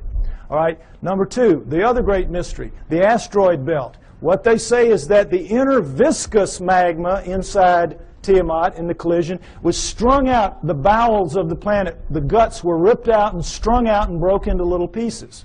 That's the asteroid belt. They called it the hammered bracelet. We call it the asteroid belt. But there it is. And that's a fairly plausible explanation for it. Again, this doesn't make sense because, as you heard, the exploded planet theory. Problem is, when a planet explodes, it ought to just go boom everywhere. It shouldn't be hanging around.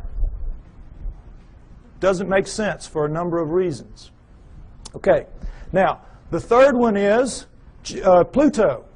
Pluto's a problem because it's, as you've all been hearing lately, they're trying to downgrade it. It doesn't belong. It doesn't fit.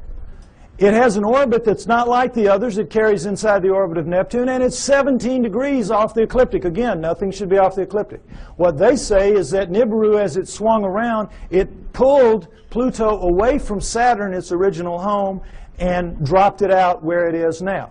Now, all astronomers know Pluto is not a natural planet. It started life as a moon of an inner planet. They know that. But they have no idea how it could have gotten moved out to where it is. Here you go. Here's a reasonable answer right here. Now, let's talk about Earth. Three great mysteries here. Life. Well, first of all, let's establish that Earth is a remnant of this. What happens is Nibiru's moon bangs into the remnant of Tiamat, and like pool balls, whoop, hitting, knocks it inside the orbit of Mars, and it reestablishes there and becomes the Earth, the remnant of Tiamat.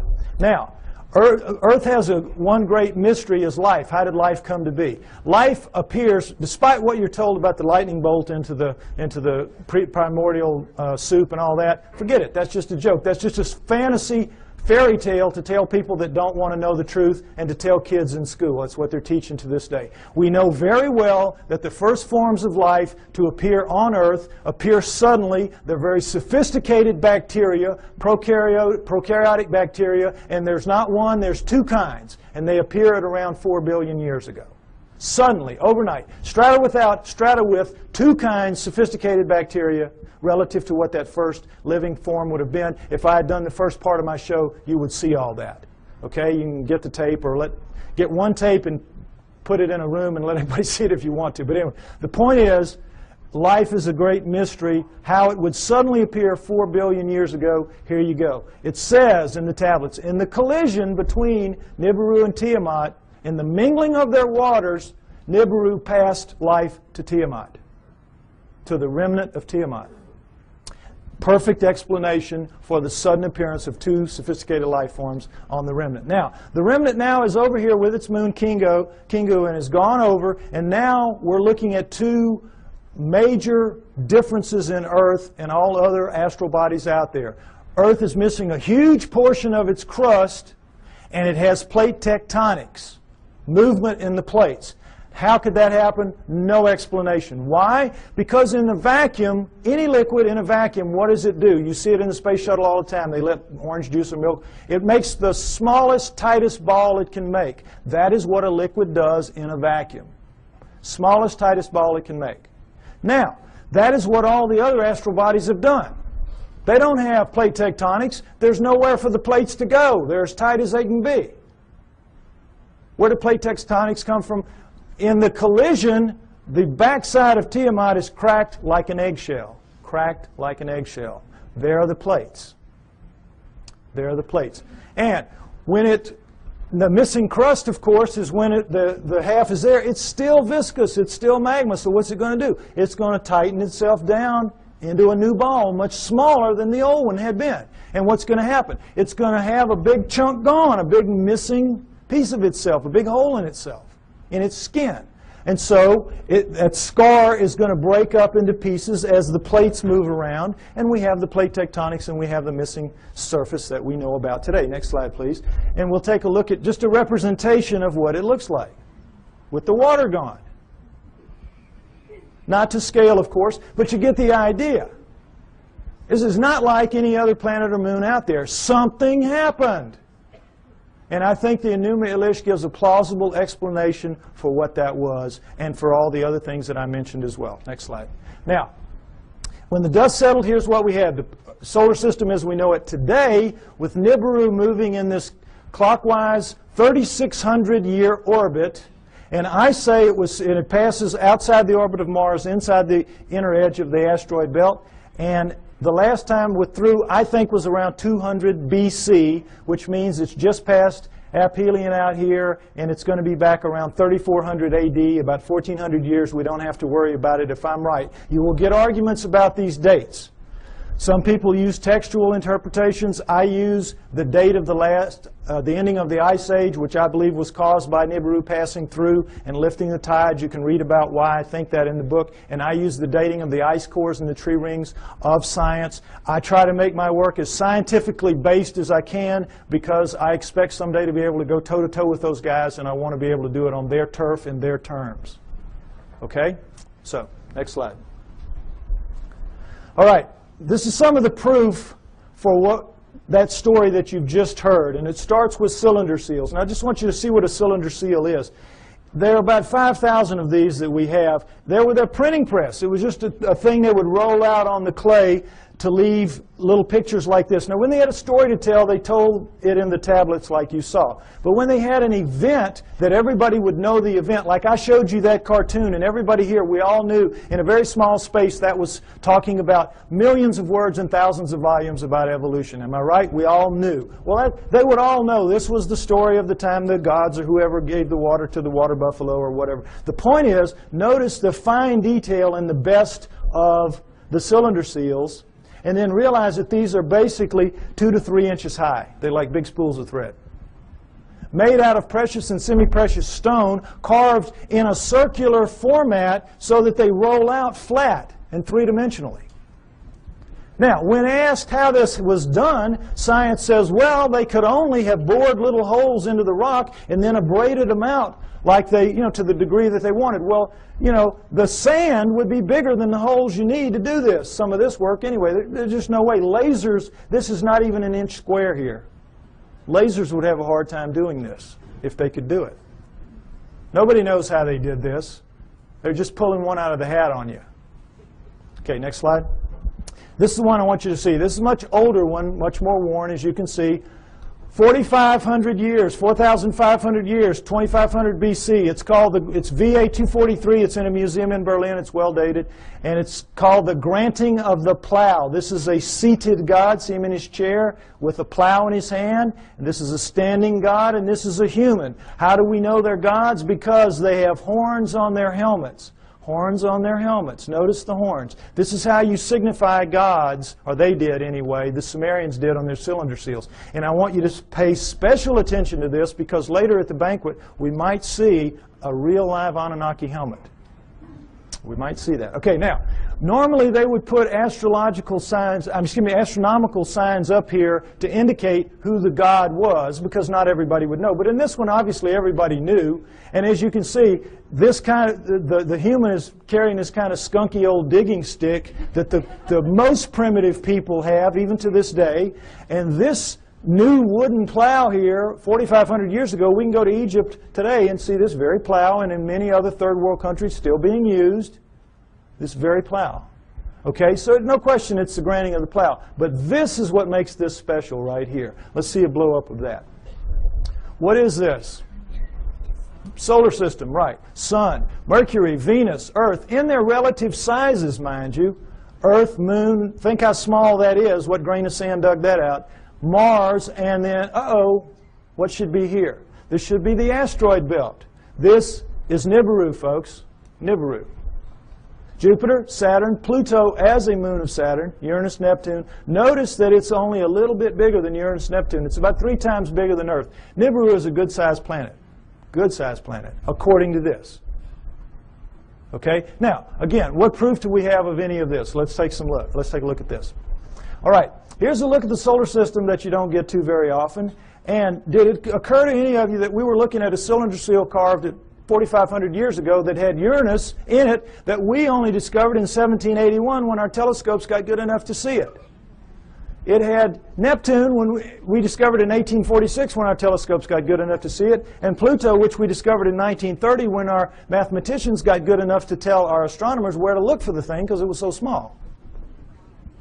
What are the Sumerians doing knowing about that? Furthermore, what are they doing writing in one of their tablets that if you look at these two, Uranus and Neptune, in the heavens, meaning right out on them, they look like blue-green watery twins. When we didn't find that out, we thought they were just big old gas bags like Jupiter and Saturn until Voyager went out there in 86 and 89 and found that, lo and behold, they really are blue-green watery twins. What the Sumerians said 4,500 years ago. Furthermore, they didn't count the way we do. Earth was not the third rock from the sun for them. It was number 7. So that means they were counting from out here, and they were putting Pluto in its correct place. What are they doing with all that knowledge? Well, they make no bones about it.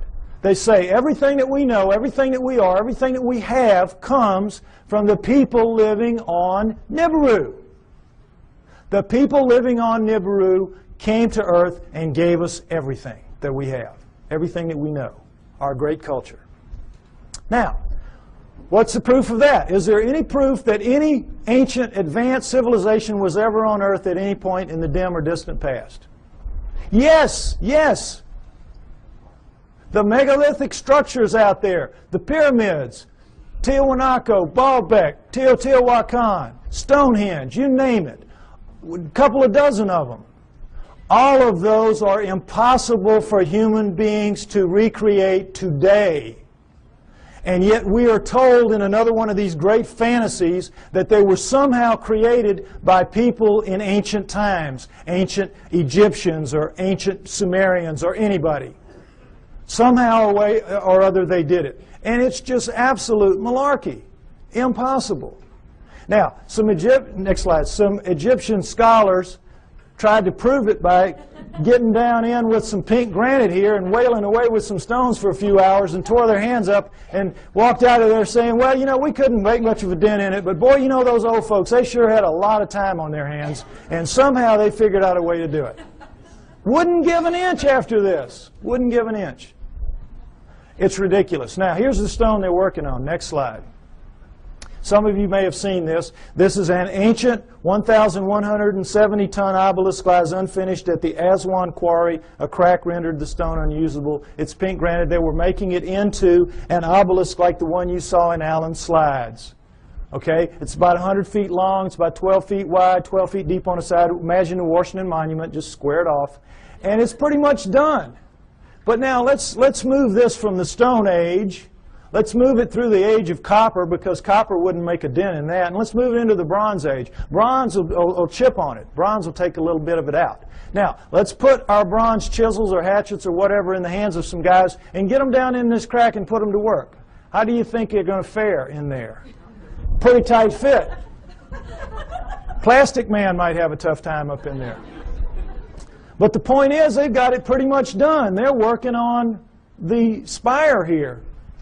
When they break it, you know how it works. You press here, you get this. Well, look, does this look like somebody chipping away with a little hand? No. This looks like a belt sander taking pieces out the size of the chair you're sitting on. Huge chunks of pink granite, one of the hardest stones in the world, just being ripped out. And they press too hard with whatever machine they've got here, and you know your physics. You get stress back here, and they popped it. They broke it. And they just said, whoops, we busted that one. And they just unhooked it and went somewhere else and left it for us to marvel at and wonder how they could have done it. But now let's go ahead and say they didn't bust it and they finished it. These primitive people now who managed somehow to do this. They finished it. It's ready to go. The hole, by the way, is about 15 feet deep. That's the top of it up there. But still, what's the first thing they've got to do? Somebody's got to draw straws to get down there with his hatchet and cut it loose from the bottom. Now, who's going to do that with 1,100 tons sitting on top of him? We could not get our best diamond-tipped blades to cut through underneath this thing. The weight would stop the blade. We could not, the operative word here is impossible. We could not get this out of here. And yet they did it time and time and time again. To lift it out, just if we could somehow cut it loose, we would have to take a dozen of our largest movable cranes to wring that hole just to get it up. You're being lied to, folks. That's the main thing you got to understand. You're being lied to. It's absolutely impossible for this one stone. This one stone proves that none of the megaliths were made by those people in that era. And this, again, is not the biggest one. They have them in Baalbek twice that big. Okay? Next slide. All right. What we're told is that the Anunnaki came to Earth for this, gold. mining gold. And that originally, the story is, they landed in ancient Sumer, but not 6,000 years ago, 400,000 years ago, 430,000 approximately to be exact. 400,000 years ago, they land in modern-day Iraq, and they set up shop in the Tigris-Euphrates Valley, and they call their home away from home, their home away from Nibiru, the Eden. You'll see a poster out there by my thing, Anunnaki over Eden. That's what that means, because that poster is the Tigris River Valley that the symbol is rising above. That is where it was. That is where Eden was, according to them, and that comes down in the Bible as such. So they set up camp and they placer mined the gold out of those rivers. What do they need gold for? They needed to repair their atmosphere. In their rise to high technology, they had damaged that big, 3 times the size of Earth atmosphere, the same exact way we're damaging ours in our rise to high technology, and they ultimately had to repair it with very fine particulates of gold, like talcum powder, blown up into the stratosphere above it so it would ride above there and act as a reflector and an insulator from cosmic rays, which is, you see that on the masks of astronauts and in the capsule and all that. Gold is a wonderful stopper of cosmic rays. So that's what they had to repair it with. It's what we will have to repair it with. We'll have to do exactly the same thing when the day comes for us to have to face up to what we're doing to our planet. Okay? So they came, they placer mined out of the river, and all that is you put a tray in the water, you let the water sweep over, the water drops the gold into these cloth. Every few weeks you pick it up, and it's real easy. It's the way we do it now when we have the opportunity. But you tap out any stream system, ultimately, and they did. After about 150,000 years, they had tapped it out. And so they decided they were going to split themselves up and go where the mother lode of gold was on the planet Earth, which is what it is today, Southern Africa. So they divided themselves into the upper world, which remained the Eden, and the Abzu, which was the lower world, and you didn't want to go to the lower world because you had to get in the holes and dig the gold. And they didn't like it. So the Anunnaki revolted. They said, we don't want to do this. We want a slave to do this work for us. Plus, it was a hardship duty, mostly men. Why don't you make us some women while you're at it? So that's what they did. They decided to use the creatures of Earth, which would be the hominoids, and I say it would have been the Almas, the likeliest candidate. They took the creatures of Earth to get some of their genetic material to make the new slave better adapted physically to the planet than they were, but the slave would, for the most part, be like themselves. We shall make the Adamu, A-D-A-M-U, which comes down as Adam, and we shall make the Adamu in our own image, after our own likeness, which comes down word for word. And that is what they did. They made their slave inferior models of themselves. That's us, folks. That's us. We're really inferior models of the Anunnaki. And as you saw in the cylinder seal, we look like them. We look like, in their own image, after their own likeness. In all of the cylinder seals, we look just like them. We don't have the horns on our headgear. That's about it. We're them. That's why we're not adapted to this planet. That's why we're so obviously not a part of this planet. We have their bones. We don't have primate bones. We have their muscles. We don't have primate muscles. We have their skin. We don't have primate skin. We have their body pattern, their hair patterns on their body is ours. We have thickest on our front, thinnest on our back. Primates have thick on the back, thin on the front. We have their eyes, their poor night vision eyes. We have their foreheads. We have their brains. That's the key to this. We have their brains. That's why we're not like anything else on this planet. We are them. We are genetically engineered copies of them. Okay, next slide. Let's take a look at how that was done. Human body contains 100 trillion cells. There's a nucleus inside each human cell except red blood cells. Each nucleus contains 46 chromosomes arranged in 23 pairs. One chromosome of every pair is from each parent. The chromosomes are filled with tightly coiled strands of DNA.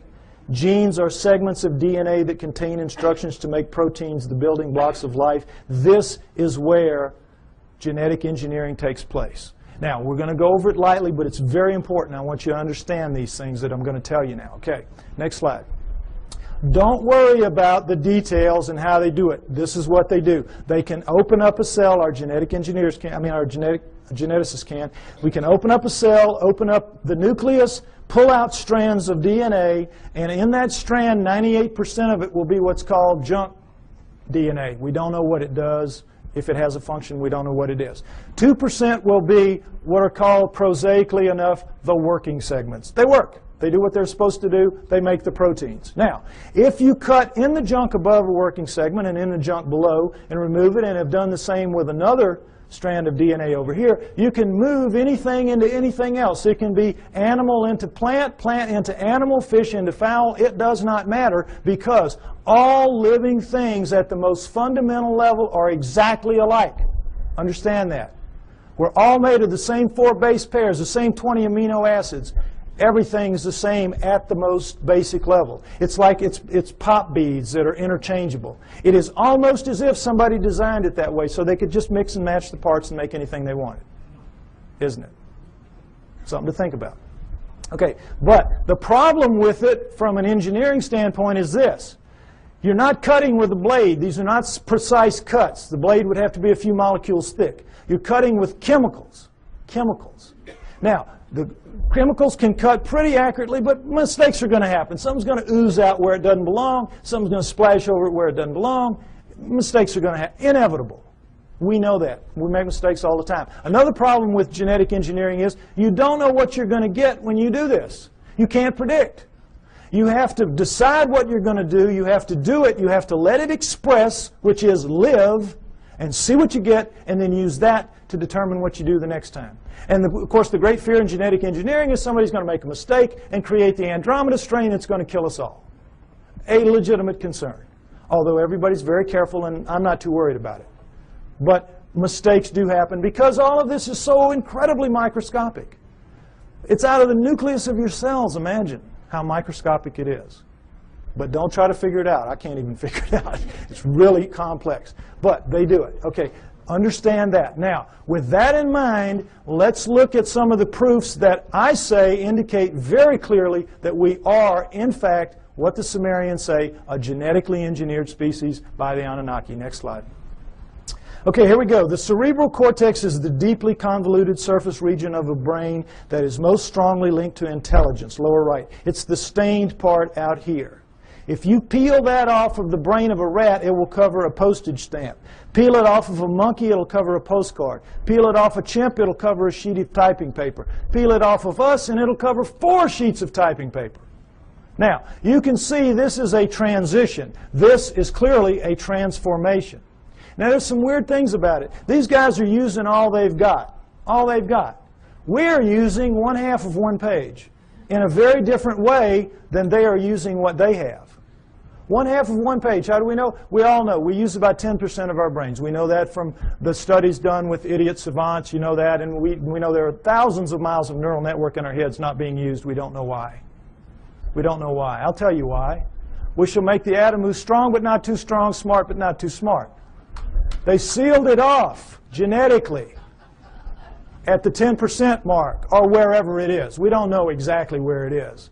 But wherever it is, they sealed us off. You don't want your slave to be anywhere near as smart as you. You, in fact, want your slave to be so decidedly inferior to you that you never have to worry about treating it like a slave. So they engineered us to be really clever to ourselves, but for them, we were smart enough to talk, take instructions, act with a little bit of ingenuity and self-reliance. They could turn things over to us and kind of let us take over and do it. They gave us just enough to be wonderful in our own eyes, but be pond scum relative to them. It's what they did. So, it's pretty clear in as much as that, and now understand with the idiot savants, for those of you that don't know the proof about this, idiot savants get some beam of light in the damage to the good 10. They get some beam of light and it will strike somewhere in the other 90%. You all saw Dustin Hoffman in Rain Man, remember? Well, they get it in math, they get it in music, they get it in sculpture, art, whatever, wherever it strikes. Now, if there's just one, we could say, well, that's a freak of nature. But we've had lots of them, lots of them. So we know that all of this is out there. It's in our heads. We just can't access it. We just can't use it. But if it wasn't in our heads, it wouldn't be in their heads. So we know that it happened. They have no idea how. Well, I say that the Anunnaki did it deliberately, and that makes sense to me. Next slide. Okay, mitochondrial DNA, late 1980s, you might remember this. In humans, over 99.99% of a cell's DNA is packed into the cell nucleus, with a small amount occurring outside the nucleus in small structures called mitochondria. That's these babies right here. They're about 16,000 base pairs long. Now, when you have a mixing and a mating, the DNA in the nucleus mixes. But with the mitochondrial DNA, it does not. Sperm doesn't have mitochondrial, eggs do. And so females pass it down intact generation after generation. Well, when this was figured out in the 70s, boy, the botanists and the geneticists said, great. Now we can go and find out if the split from the common ancestor was closer to 8 million years or closer to 5 million years. Remember that? We're going to now pin it down. It's going to be one or the other. We're going to figure it out. So they went out and they took the mitochondrial DNA of women all around the world, every race, every creed, every culture, every country, and they brought them back to the lab and they started working on them. And when the answers came in the late 1980s, it was not 8 million years ago. It wasn't 5 million years ago. It was way the heck down to 200 to 250,000 years ago, and that's all. We don't exist genetically beyond 200 to 250,000 years. And of course, needless to say, the anthropologists said, you guys are nuts. We've got these skulls showing, these bodies showing, these prehumans showing that we go back millions of years. What's the matter with you? And the geneticists said, we couldn't have been wrong that many times. Impossible. We'll do it again. And they have. They've done it. It always comes out the same. Outside 250,000 years ago. That's it. We're brand spanking new. Brand new on this planet. Now, there's still a lot of people, there's still a lot of people that will not accept that. A lot of people that will not accept that. But it is true, and it is becoming more and more acceptable, for as outrageous as it is. Now, not only do we know when we were created, we know where. Where? Because the oldest of us consistently kept coming in southern Africa. Next slide. And in fact, the cover of Newsweek in 1987 showed that if in fact there was an Adam and Eve, they were black. They would have to have been black. But of course they knew the flack they were going to catch, in the South at least, so they made the blacks look as white as they could. This guy looks almost as white as OJ, doesn't he? But the point is, in trying to have it both ways, they caught it coming and going, because you can imagine the letters to the editor after this issue. But the point is, it tells the truth. The oldest of us do come from southern Africa, and we definitely are 200 to 250,000 years old. And guess what else? That is just what the Sumerians say about us. That the Anunnaki created us around 200 to 250,000 years ago in southern Africa to dig their gold. What a coincidence. What a coincidence. Okay, next slide. Okay, what happens when a creature is born in the wild severely screwed up physically? What happens to it? Dies, right? Parents will kill it. It will not put that defect into the gene pool. You're looking at the great exception. You're looking at 28 of our most severe genetic defects, but we have 4,000 and counting. 4,000 and counting. Now, we're only 200, 250,000 years old. We shouldn't have one. We've got 4,000 and counting. How did it happen? Cutting and splicing process mistakes. Cutting and splicing, oops, made a mistake. Cutting, splicing, oops, made a mistake. They don't care. They're making a slave. They're not going to fix the mistakes. What do they care if it's 1 in 100 dies from the problems? If it's 1 in 10, they don't care. They're making a mistake. They're making a slave. But they know the numbers, like we have found out the hard way. If you let the population propagate naturally, those numbers go way down for each person. Right now, as we sit here, we average about 50 of the 4,000, each of us. And we have a mating with our mate. If we share any of those 50, then each of our offspring will have a 1 in 4 chance of expressing it. That's why you'll get mongoloids in the best of families, mongoloids in the lowest of families, and all around the world. And that's what genetic defects are. In the wild, you will get 2-headed calves and 6-legged goats. That's a sperm-egg misconnect. That's not something that you see steadily on and on. A little gem like spina bifida, which is not going to let you live to adulthood, nor is it going to let you reproduce if you do. What's that doing in a gene pool? It was all put there, folks. Put there. No question. Next slide. Okay, here we go with the chromosome match. It's kind of hard to see, comparison rather. Humans, chimpanzees, gorillas, and orangutans right here. And you see how similar they are. And as we know that between humans and chimpanzees, there's 99% similarity in the DNA and 98% with gorillas. And it's like, oh, well, then that we're just kissing cousins. That's as close as you can be. We're almost the same thing. Well, not really. Because we're talking about a 3 billion base pair genome. 1%, that's 30 million base pairs. That's a couple thousand strands of DNA. If you know what you're doing, that's a lot of change. But also understand that all higher animals, and never say this, share 50% and up. Squirrel, 50% and up. You see, so it isn't quite as astounding as it seems. But what we're looking at here is the Anunnaki have got themselves a real problem. And that problem is this. They come to Earth and they decide they're going to make the slave. They decide we're going to use this creature of Earth, let's say it was an Alma. They test the blood, and what do they find? First thing, big problem, 48 chromosomes. All primates have 48 chromosomes. But they, the Anunnaki, have only 46 chromosomes. How do we know that? Because we have 46 chromosomes. We descend from primates, and yet somehow we lose 2 whole chromosomes. That's an awful lot of DNA. And somehow we're so much better than them. Well, they have 68 or something like that relative to them. But we don't. We have 46. So we know this was the result of the genetic engineering, and they had a problem, the Anunnaki did. What could they do? They had to, you know, how it works. There's 24 in sperm and egg, 23 sperm and egg. So you got to get the sperm and the egg to match up, one or the other, 23 or 24. Can you take out a chromosome from the creature of Earth, the 24, and still have a creature of Earth? No. Can you add a chromosome to yourself and still have an Anunnaki? Go up to 24 from 23? No. You've got a real problem. It's an insoluble problem. And you need that because you've got to get the first hybrid to get in the game of the genetic engineering. You've got to get something alive that is a blending of you two to begin to work on it. So what can you do? How can you solve that problem? There's only one way, and boy, is it smart. You go in and you look and you compare the chromosomes, and you find 2 that can be fused and will take up one space but maintain the integrity of all the chromosomal material.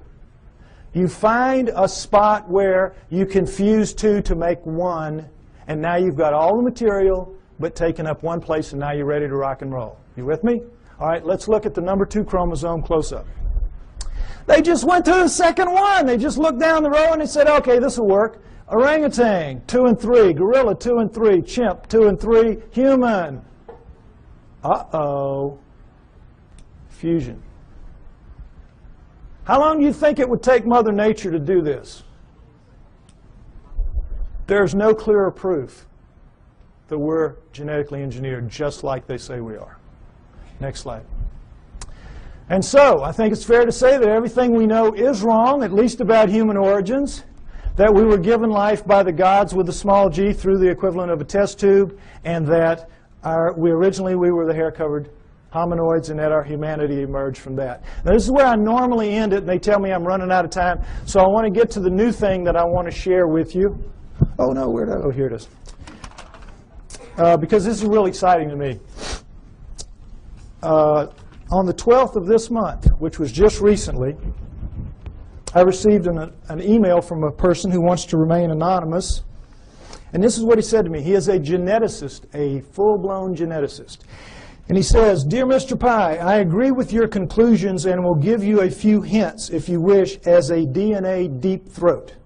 First, look up the huge discontinuities between man and the various apes for whole mitochondrial DNA, genes for the Rh factor, and human Y chromosomes, among others. Regarding number 3, the chromosomes, I refer you to K.D. Smith's 1987 study titled Repeated DNA Sequences of the Human Y Chromosome. It says most human Y chromosome sequences so far examined do not have homologs, which are similar sequences, on the Y chromosomes of other primates. Human female DNA does look somewhat ape-like, but not the male Y. This means that if we are a crossbred hybrid species, as you contend, meaning me, the cross had to be between a female ape-like creature, a creature of the earth, as the Sumerians said, and a male person from elsewhere, as I also contend. He goes on to say, what the evolutionists do is find certain genes which look very similar between man and ape, then they make a tree of descent while ignoring those huge impassable abysses of difference elsewhere. Also, by certain methods of DNA dating, one can tell that numerous genes have been recently added to the human genome. If workers in my field were to say such things openly, we would be ostracized, as I also contend, and forced to live in a tent. Any work along these lines would be rejected without any form of appeal. So what can we do? Sincerely, DNA Deep Throat. Now,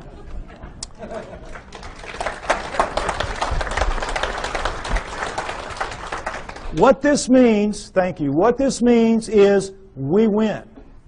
We win. Because where one of these came from, more of these are going to come. As my profile rises higher, and I think, frankly, that I'm the only person out here pushing this genetic stuff that you're seeing like this, more of these are going to come my way. We're going to win. You've seen the evidence. Now, right now, we're getting our brains kicked out. We are getting our brains kicked out. That's why we're called the fringe. And the reason is we keep mounting these frontal attacks on the establishments. And every film that we produce, every photograph, every sighting, every testimony, every capture, every encounter that we have, and we throw at them with the best intentions. Our word is truth, is it not?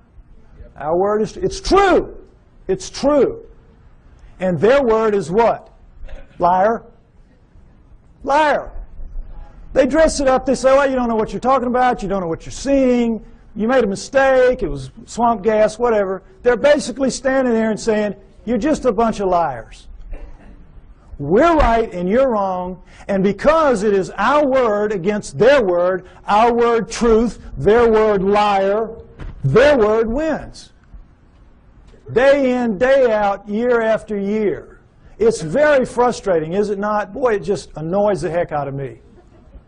But what this means is we're going to win in the end. Why? Because the genes say so. The genes back us up. And right now, this is not a field that you're very familiar with. And I've worked very hard to make this very simplistic so you could understand at least the fundamentals, and it's the same in my book. You need to be aware of this is because this is the back door, kids. This is the back. We're not going to storm them from the front. We've been doing it for years. They know how to deal with us. Our word against them, we're going to lose. But in this instance, the genetic end of it, what is it? It's their word against them. It's their research against them. They're going to lose. We're going to beat them with the genetic evidence. We got to beat them. We will beat them. We know we're right. We know they're wrong. They know they're wrong. They know they're wrong. We just have to get mentally tough and accept that this is a war. This is a fight. This is not, gentlemen, Marquis de Queensberry rules. This is a dog fight. This is a knife fight. And you all have got to get out there and proselytize. You have to familiarize yourself with these basics at least. And instead of throwing things at them that are going to bounce off like BBs off a barn door, you got to start throwing some darts. This stuff will do it. This will do it. We can win. We're going to win. Thank you.